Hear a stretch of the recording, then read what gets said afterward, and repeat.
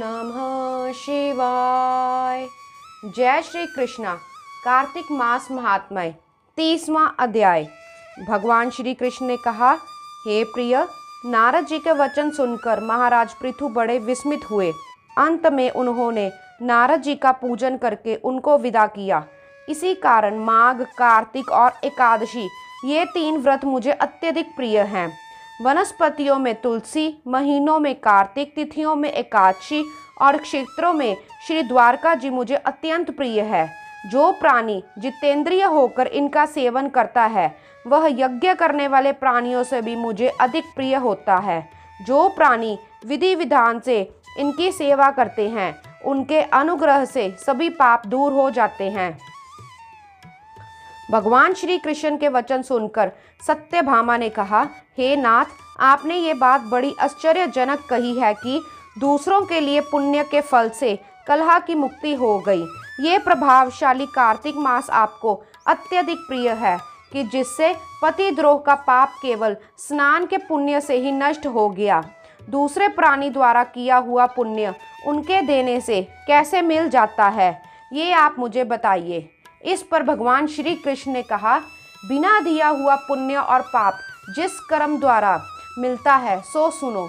सतयुग में देश, ग्राम तथा कुलों के दिया पुण्य या पाप मिलता था, किंतु कलयुग में केवल कर्ता को ही पाप और पुण्य का फल भोगना पड़ता है।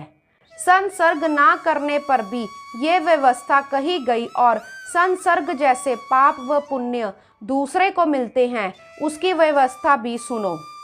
पढ़ाना, यज्ञ कराना और एक साथ भोजन करने से पाप पुण्य का आधा फल मिलता है। एक आसन पर बैठने तथा एक सवारी चढ़ने से, श्वास के आने जाने से पुण्य पाप का चौथा भाग प्राणी मात्र को मिलता है। स्पर्श करने, भोजन करने से और दूसरे की स्तुति करने से पुण्य और पाप का 6वां भाग मिलता है। दर्शन करने, सुनने तथा ध्यान करने से मनुष्य को पुण्य और पाप का 10वां अंश मिलता है। दूसरे की निंदा, चुगली और धिक्कार करने से उनका 100वां भाग मिलता है। पुण्य करने से मनुष्य की जो सेवा करता है वह सेवा का भाग लेता है और अपना पुण्य उसे देता है। स्त्री, नौकर और शिष्य के अतिरिक्त जो मनुष्य दूसरे से सेवा करवा कर उसे पैसे नहीं देता तो वह सेवक उसके पुण्य का भागी होता है। पंक्ति में बैठे हुए भोजन करने वालों की पत्तल जो व्यक्ति लांघता है वह उसको जितनी की पत्तल उसने लांघी है अपने पुण्य का 6वां भाग देता है। स्नान तथा ध्यान आदि करते हुए मनुष्य से जो व्यक्ति बातचीत करता है या स्पर्श करता है वह अपने पुण्य का 6वां भाग उसे दे डालता है। जो मनुष्य धर्म के कार्य के लिए दूसरों के लिए धन मांगता है वह पुण्य का भागी होता है। ठीक उसी प्रकार जिस प्रकार दान करने वाला पुण्य का भागी होता है। जो मनुष्य धर्म का उपदेश करता है और उसके पश्चात श्रोता से याचना करता है वह अपने पुण्य का 6वां भाग उसे देता है। जो मनुष्य दूसरों का धन चुराकर उससे धर्म करता है वह चोरी के पाप का फल भोगता है, शीघ्र ही निर्धन हो जाता है। जिसका धन चुराता है वह पुण्य का भागी होता है। बिना ऋण के उतारे जो मनुष्य मर जाते हैं उनको ऋण देने वाले सज्जन पुण्य के भागी होते हैं। शिक्षा देने वाला, सलाह देने वाला, सामग्री को जुटाने वाला तथा प्रेरणा देने वाला, यह सब पाप व पुण्य के 6ठे भाग को प्राप्त करते हैं।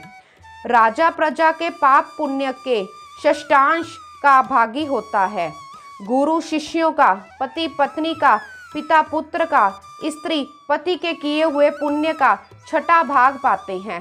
पति को प्रसन्न रखने वाली आज्ञाकारिणी स्त्री पति के लिए हुए पुण्य का आधा हिस्सा ले लेती है। जो पुण्य आत्मा पराये लोगों को दान करता है वह उनके पुण्य का 6ठा भाग प्राप्त करता है। जीविका देने वाला मनुष्य जीविका ग्रहण करने वाले मनुष्य के पुण्य के 6वें भाग को प्राप्त करता है। इस प्रकार दूसरों के किए हुए पुण्य अथवा पाप बिना देने के भी दूसरों को मिल सकते हैं, किंतु ये नियम जो कि मैंने बतलाए हैं कलयुग में लागू नहीं होते। कलयुग में तो एकमात्र कर्ता को ही अपने पुण्य व पाप भोगने पड़ते हैं। इस संबंध में एक बड़ा पुराण इतिहास जो कि पवित्र भी है और बुद्धि का देने वाला भी है कहता हूँ, ध्यान पूर्वक सुनो। जय श्री कृष्णा। ओम नमः शिवाय।